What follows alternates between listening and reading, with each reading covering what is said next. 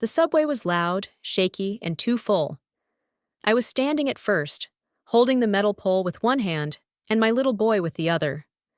My daughter stood between my legs, holding onto my coat like I might disappear if she let go. Every time the train stopped, people pushed in like waves. Bags hit my arms. Someone stepped on my shoe. Nobody said sorry. My son rested his hot cheek on my shoulder. He was half asleep, half tired of standing. My arms hurt, but I didn't dare put him down. If I did, someone might knock him over. "It's okay," I whispered to both of them. "Just a little longer." But it wasn't okay. I was tired. Not just body tired, heart tired. The train screeched as it went into another tunnel. The lights flickered for a second, and my daughter squeezed me tighter. "Mummy, when will we reach?" she asked softly. "Soon," I said, even though we still had many stops left. I used to drive this route. It took 15 minutes in the car. Clean seats, music playing softly, the kids laughing in the back. Now we were here, sweaty, squeezed, silent. A woman sitting nearby looked at me with kind eyes. She stood up and offered her seat. I thanked her quickly and sat down, pulling my son onto my lap. My daughter leaned against my shoulder. For a moment, I closed my eyes. That's when I heard the voice. "Why aren't you using the car I gave you?" My eyes flew open. I knew that voice, calm, deep, strong. I turned my head slowly. My dad was standing right there, holding the overhead rail, looking down at me like he didn't understand what he was seeing. For a second, I forgot how to breathe. He was dressed neatly, like always. Ironed shirt, clean shoes. He must have been coming from work, but his eyes were full of confusion and something else. Worry. "Dad?" I said, my voice small. The kids looked up. "Grandpa!" my daughter said, surprised. He tried to smile at them, but his eyes stayed on me. "I asked you something," he said gently. "Where's the car?" I looked around. People were listening. I could feel heat crawling up my neck. "It's not with me," I said quietly. He waited. My dad is not a man who repeats himself loudly. He just waits. And that silence makes the truth come out. I swallowed.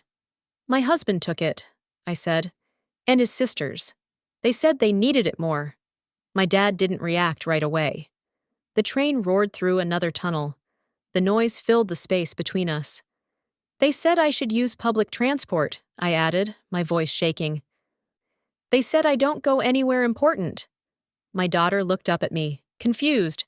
She didn't understand fully, but she knew I was sad. She wrapped her small arms around mine. My dad's hand tightened on the rail above him. "Did they ask you?" he said. I shook my head. "Did you agree?" I looked down at my son's sleeping face. "No." The word came out like a whisper. The train slowed down at the next station. Some people got off. My dad moved closer and stood right in front of me now. "Why didn't you tell me?" he asked.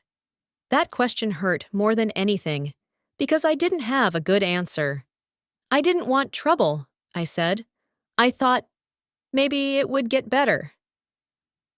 He studied my face carefully, like he was reading a book he didn't like. "You look tired," he said softly. I laughed a little, but it sounded wrong. "It's just today." But it wasn't just today. It had been many days, many months. He looked at the kids. My daughter's shoes were dusty.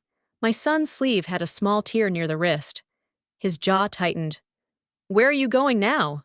he asked. "Home," I said. "By subway?" I nodded. He looked around at the crowded train, then back at me, holding both children, bags at my feet. Something changed in his eyes. Not anger, not shouting, just decision. The train started moving again. He reached down and picked up one of my bags without asking. "I'm coming with you," he said. "Dad, you don't have to." "I know," he replied calmly. "But I am." We rode in silence for a while. My daughter leaned against me, playing with the zipper of my coat. My son slept deeply now. I could feel my dad watching everything, the way I held the kids, the dark circles under my eyes, the cheap grocery bag instead of the big shopping from before. I felt embarrassed, like I had failed some test I didn't know I was taking. At the next stop, more people got in. A man bumped my shoulder hard. My dad put his arm out slightly, creating space without saying a word. He used to do that when I was small too. Stand between me and the world. "Dad," I said quietly, "it's not that bad." He looked at me. "Then why are you trying not to cry?" he asked gently. I blinked fast and looked away. I didn't even know tears were there. "I can handle it," I whispered. "I know you can," he said. "You always could." That made it worse, because I was so tired of being strong all the time. The train announcement called out our stop. We stood up together. He carried my bag. I carried my son. My daughter held his hand this time. When the subway doors opened, cool air rushed in. We stepped onto the platform.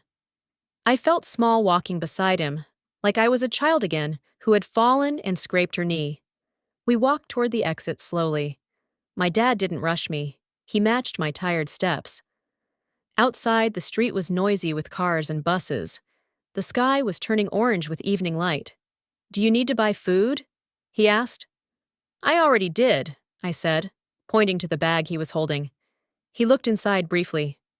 "Rice, a few vegetables, nothing else." He closed the bag quietly. "Does he know you travel like this?" he asked. "Yes." "And he's okay with it?" I nodded. We stood there for a moment on the sidewalk, people passing around us. Then he looked down at me. Not like I was a failure, but like I was someone who had been carrying too much alone. "You should never suffer in silence," he said. I tried to smile. "I didn't want you to worry." He gave a small, sad smile. "That's a father's job," he said. "To worry." My daughter tugged his hand. "Grandpa, are you coming to our house?" "Yes," he said, looking at me.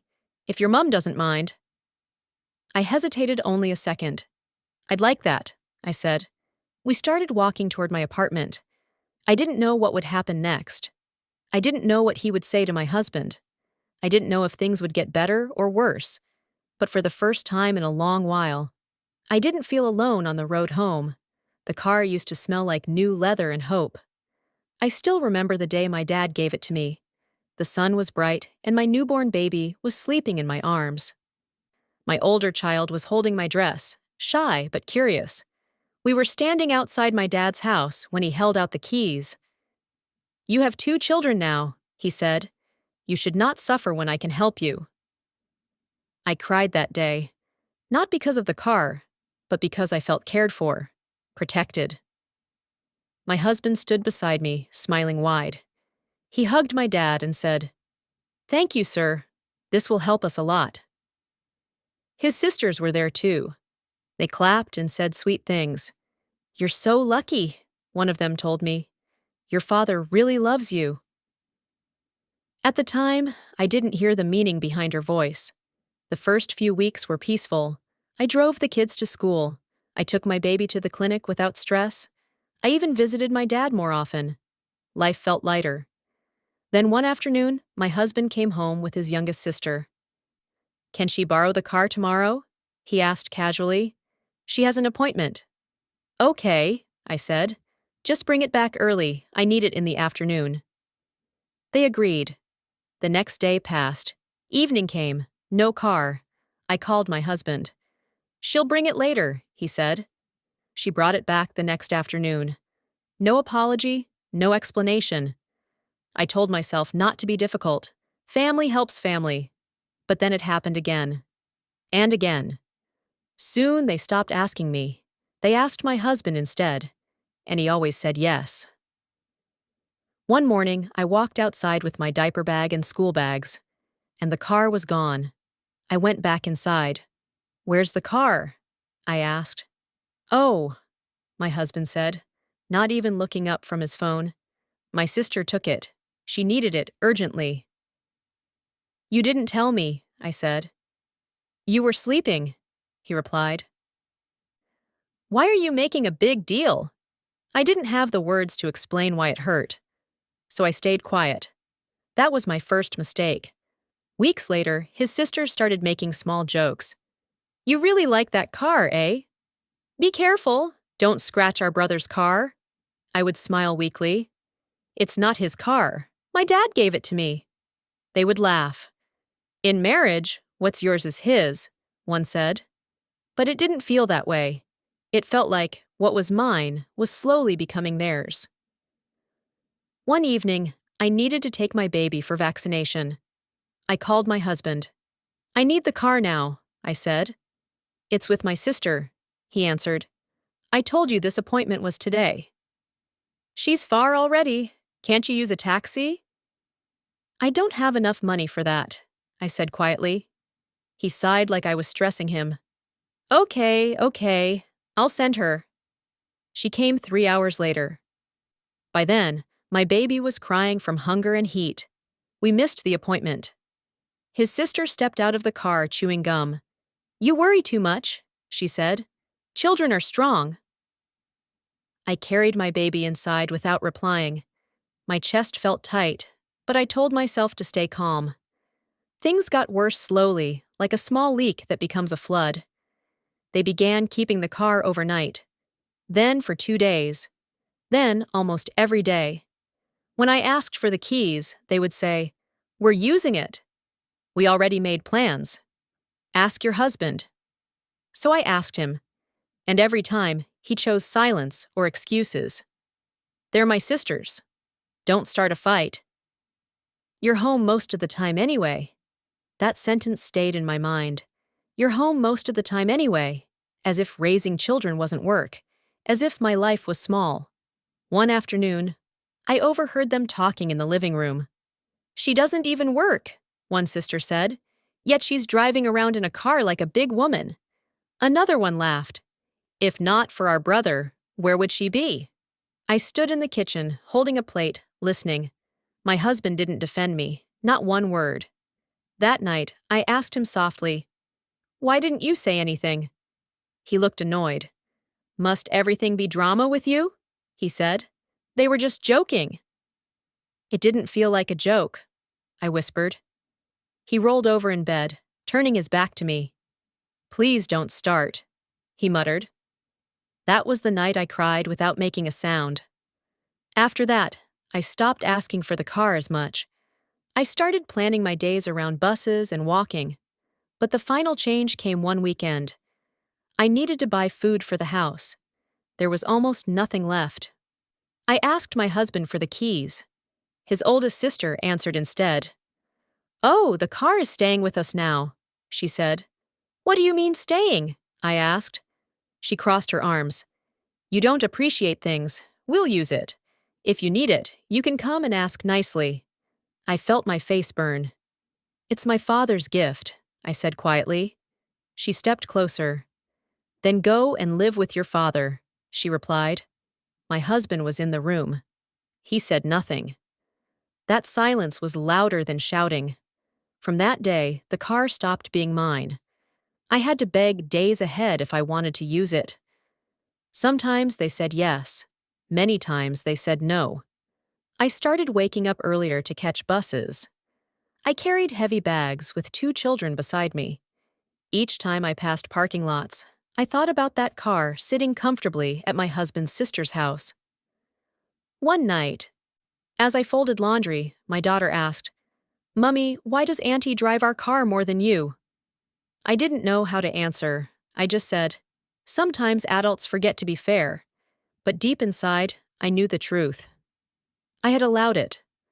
Not because I was weak, but because I was trying to keep peace in a house where peace only existed when I stayed small. And every day I stayed silent, they became louder. Every day I adjusted, they took more. Until the day I found myself on that subway, holding my children, tired, ashamed, and finally forced to tell my father the truth. The morning started before the sun. I woke up because my son was making a soft crying sound. Not loud, Just small, weak sounds that mothers understand right away. I touched his forehead. It was hot, not just warm. Hot in a way that made my heart jump. I sat up quickly and carried him to the window where the early morning light was just starting to show. His eyes were half closed. His lips were dry. "Mummy's here," I whispered, kissing his hair. "You're okay." But I knew he wasn't. I checked the small medicine box. The fever medicine bottle was almost empty. I shook it, hoping there was enough left. Just a little. I gave him some and held him close. My daughter woke up and sat up on the mattress. "Is he sick?" she asked, rubbing her eyes. "Yes, baby," I said softly, "but he'll be okay." I looked at the clock. The clinic opened in 2 hours. I reached for my phone and called my husband. It rang and rang. No answer. I tried again. Nothing. I sent a message. "He has a fever. I need the car, please." No reply. I waited, rocking my son gently. His body felt heavy in my arms. After 30 minutes, I called one of his sisters. She answered on the third ring. "Hello? Good morning?" I said, trying to keep my voice steady. "Please, I need the car. The baby is sick." A pause. Then she said, "We traveled with it." My heart dropped. "Traveled? Where?" "Out of town, since last night." "You didn't tell us," I said. "We don't need permission," she replied sharply. "It's family property." "It's my father's car," I said, my voice shaking. She laughed a little. "Then call your father." And she hung up. I stared at the phone. For a moment, I couldn't move. My son whimpered and pressed his face into my chest. I looked at my daughter. "We're going to the clinic," I said. "Get dressed." I wrapped my son in the lightest cloth I had. I put a hat on his head to block the sun. My daughter wore her small backpack with a water bottle inside. The walk to the bus stop felt longer than ever before. The sun was already hot. My son was too quiet, his head resting on my shoulder. Every step I took felt heavy.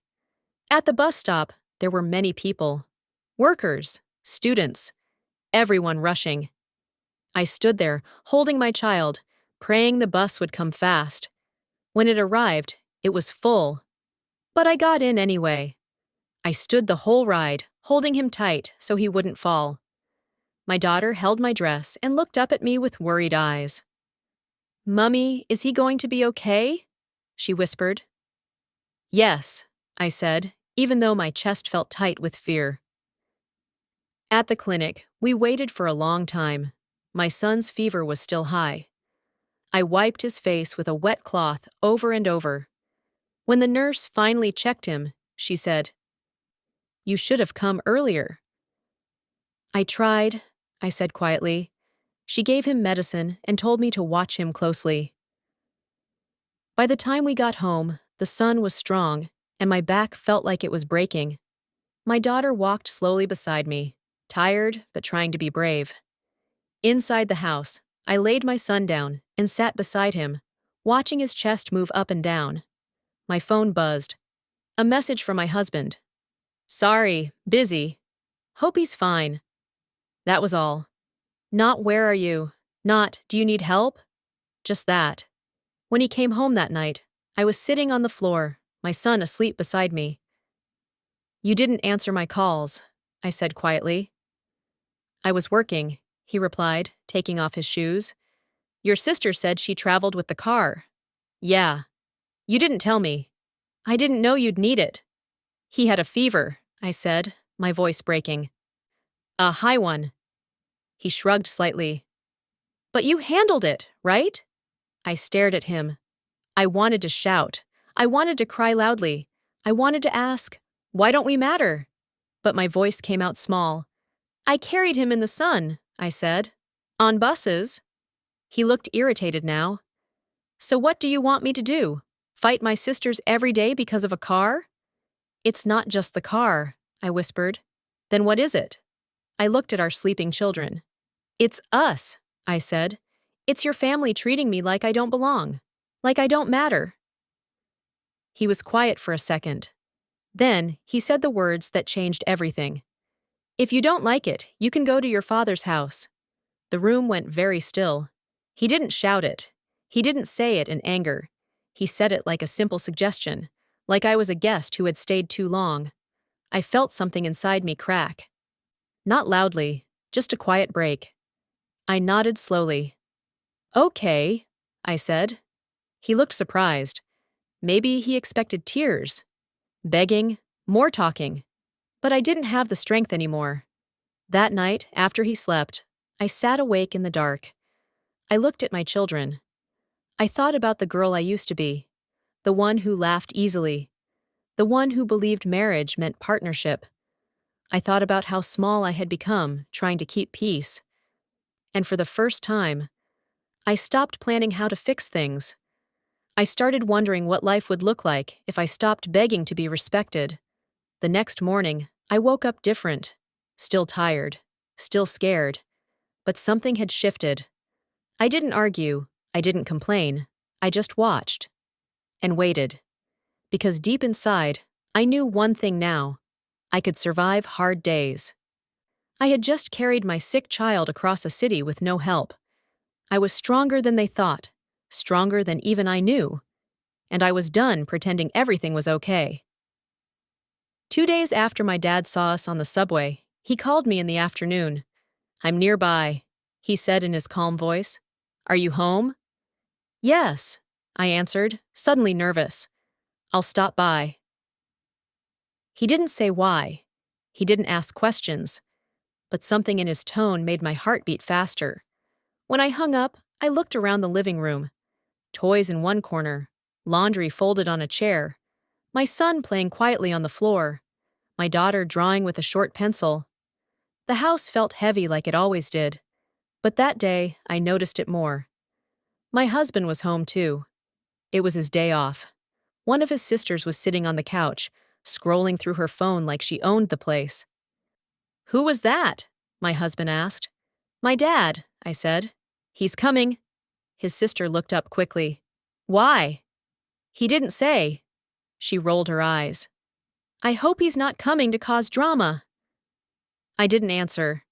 I just went to the kitchen and poured water into cups. A few minutes later, there was a knock at the door. My daughter ran to open it. "Grandpa!" My dad walked in with his usual calm smile.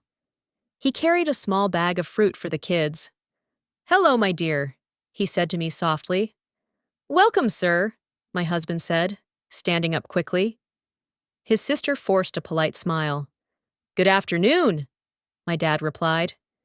He sat down slowly, greeting everyone like nothing was wrong. He asked the kids about school. He listened to my daughter explain her drawing like it was the most important thing in the world. But I knew my dad. He was observing everything. The silence in the house, the way I moved carefully, the way my husband kept glancing at him. After some time, my dad turned to me. "Can you make tea?" he asked gently. I nodded and went to the kitchen. My hands were shaking as I boiled the water. I could hear their voices in the living room, low and polite. When I came back with the tray, my dad thanked me and took a slow sip. Then, he placed the cup down and asked calmly, "So, where's the car?" The room froze. My husband cleared his throat. "It's with my sister. She needed it." "I see," my dad said. "Is it registered in your name?" My husband hesitated. "Well, we use it as a family car." "That wasn't my question," my dad said, still calm. "Whose name is on the papers?" No one answered. His sister shifted in her seat.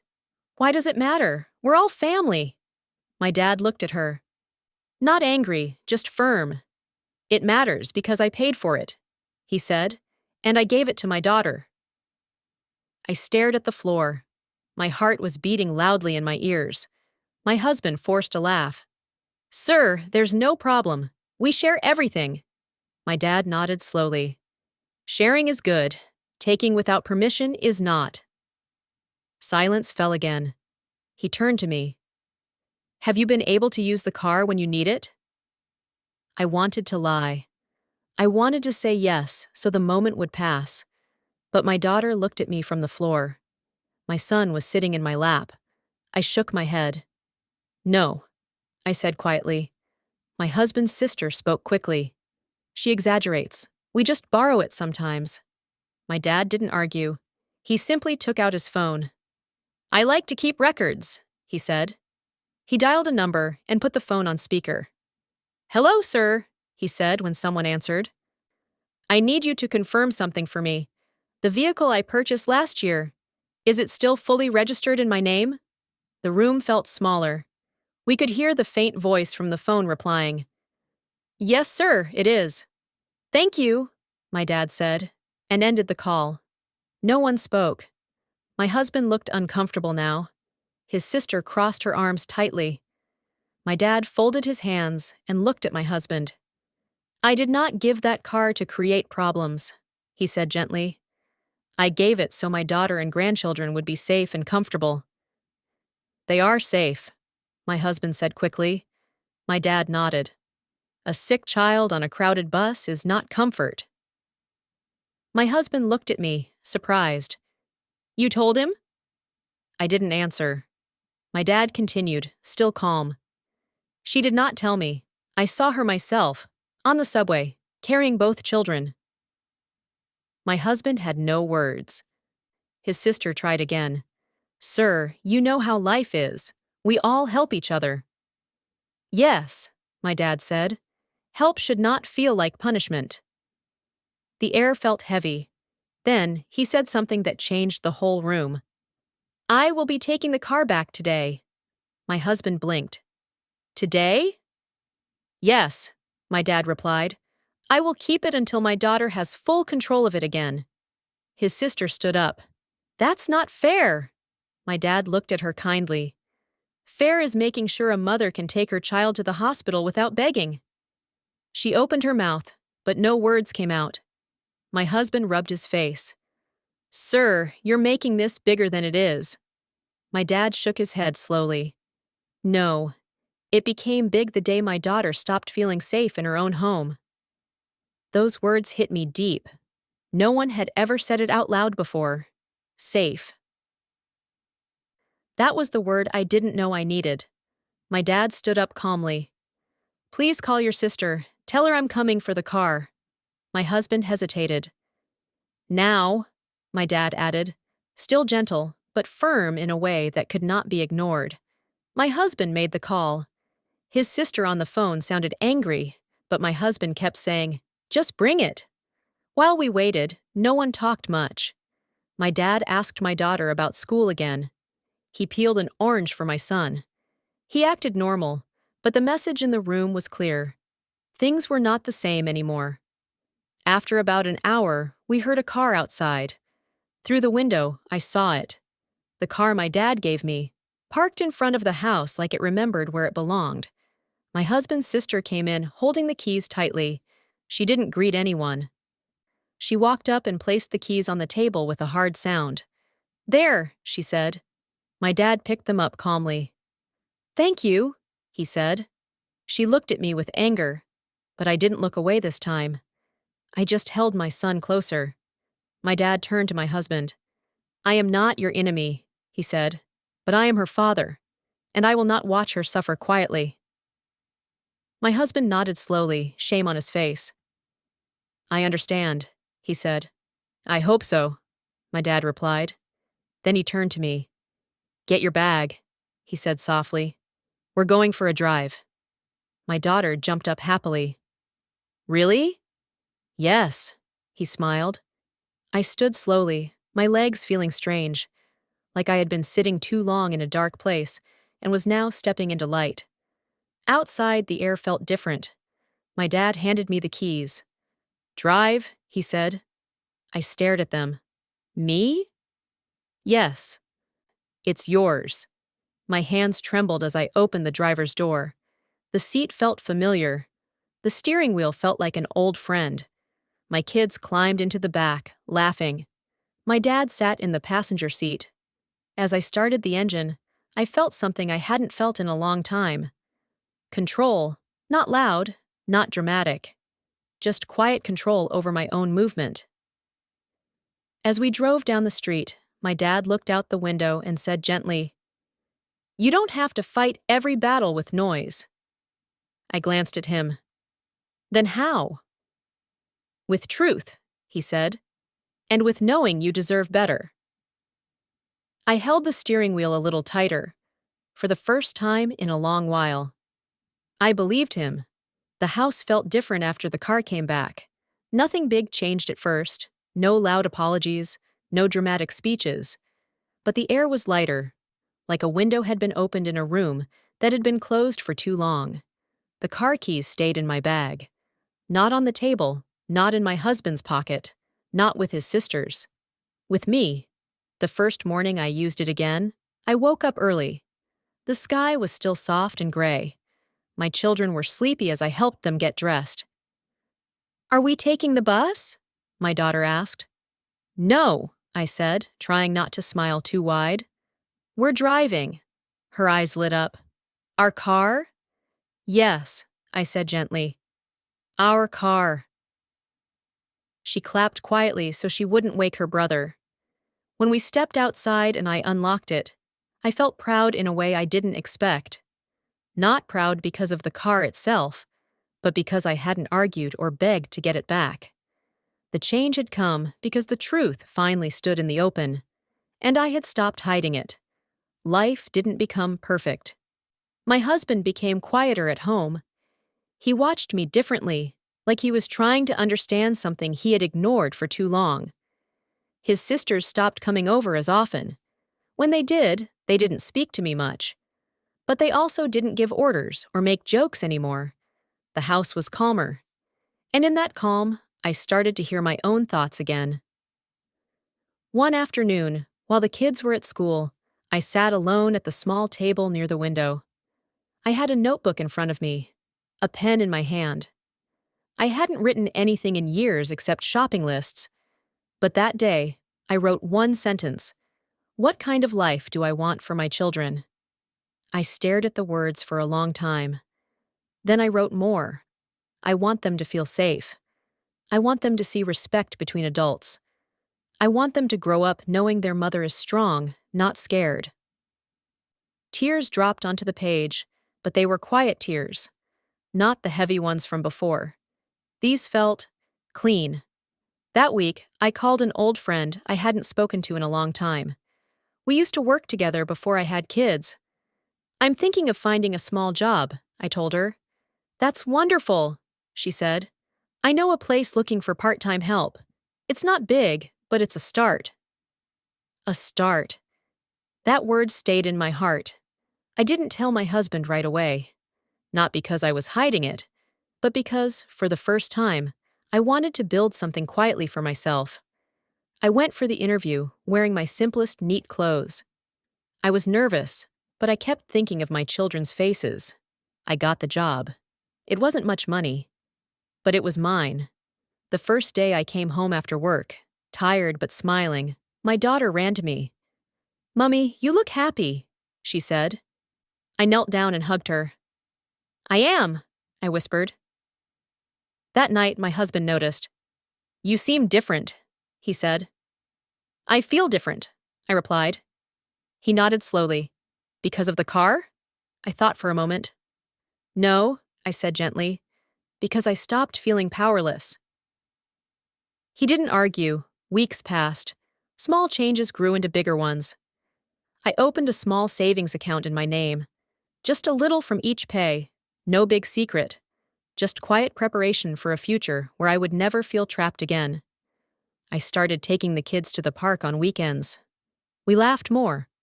I wasn't always worried or rushing. One evening, my son fell while running and scraped his knee. He cried, and I picked him up quickly. "It's okay," I said, cleaning the cut. And suddenly, I realized I wasn't panicking about how to get to a hospital. I wasn't wondering if I'd have to beg for keys. I could simply act. That freedom felt bigger than any car. My dad visited often, but he never pushed or interfered. He would sit with the kids, tell stories, and then quietly ask me, "How are you feeling these days?" And each time my answer became stronger. I'm learning. I'm trying. I'm better than before. One evening, after the kids had fallen asleep, my husband sat across from me at the table. I didn't realize how bad it got, he said quietly. I looked at him for a long time. I was drowning slowly, I said, and you kept telling me the water wasn't deep. He looked down. I thought keeping peace with my family was the right thing, he said. And what about peace in this house? I asked gently. He didn't answer right away. I'm sorry, he said finally. Those words didn't fix everything, but they mattered. Because this time, I wasn't waiting for him to change so I could be okay. I was already becoming okay on my own. Months later, life had a new rhythm: work, school runs, evenings with homework and simple meals. Laughter returned to our home in small pieces. I still had hard days. I still felt tired sometimes. But the fear that used to sit in my chest every morning was gone. One Sunday, my dad came over again. The kids ran into his arms like always. He sat beside me on the couch while they played on the floor. You look lighter, he said. I smiled. I feel lighter. He nodded, watching the children. I was worried that day on the subway, he admitted softly. I know, I said. I kept thinking, my little girl is carrying too much alone. I leaned my head gently on his shoulder. You helped me remember I don't have to, I said. He patted my hand. You were always strong. You just forgot. I watched my children laugh together, their voices filling the room. For the first time in years, I wasn't thinking about surviving. I was thinking about growing, about building a life where my children would never think love meant silence, where they would never believe they had to shrink to be accepted. That night, after everyone left and the house was quiet, I stood by the window looking outside. The car was parked below, but what I felt inside was bigger than that. I felt steady, not because someone saved me, but because I found my voice and used it. And as I turned off the lights and went to bed, one peaceful thought stayed with me. I am no longer afraid, and I am never going back to being small again.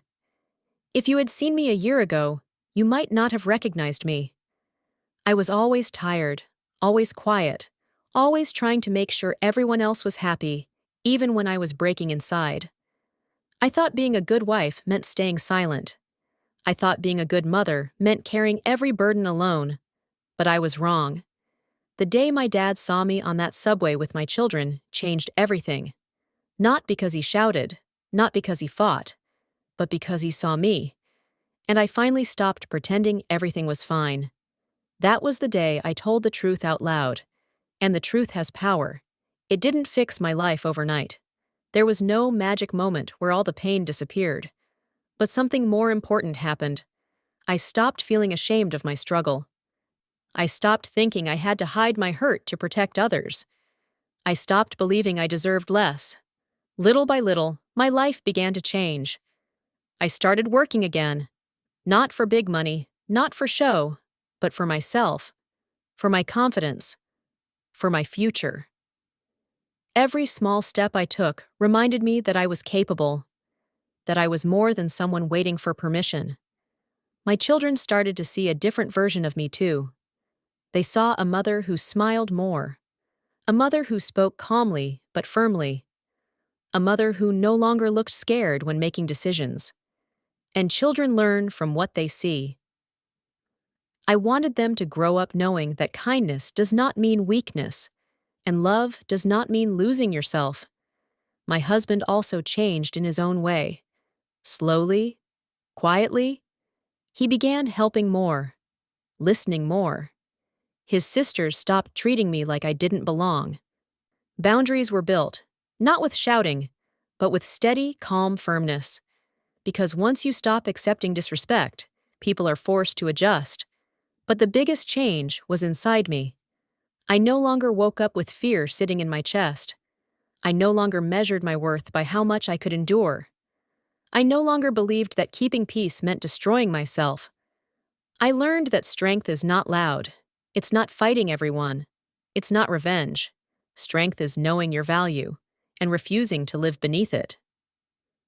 Sometimes I still think about that day on the subway, how small I felt sitting there, holding my children, trying not to cry, and I wish I could go back and whisper something to that version of me. I would say, "You are not weak. You are just tired of being strong for the wrong people."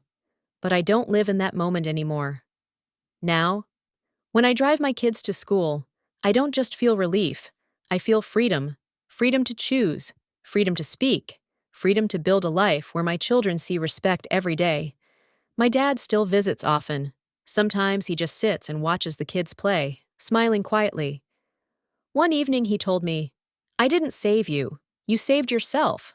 I only reminded you who you were." And maybe he's right. Because in the end, this story isn't about a car. It's about a woman who slowly forgot her strength and then remembered. It's about a mother who decided her children would grow up seeing courage, not fear. It's about learning that love should feel safe, not heavy. And most of all, it's about understanding that asking for respect does not make you difficult. It makes you brave. So if you are watching this and you feel stuck, small, unheard, let my story remind you of something important. You are allowed to take up space. You are allowed to set boundaries. You are allowed to say, "This is not okay," and you are stronger than you think. Sometimes all it takes is one moment, one truth, one person seeing you clearly, to remind you who you've been all along. Thank you for listening to my story.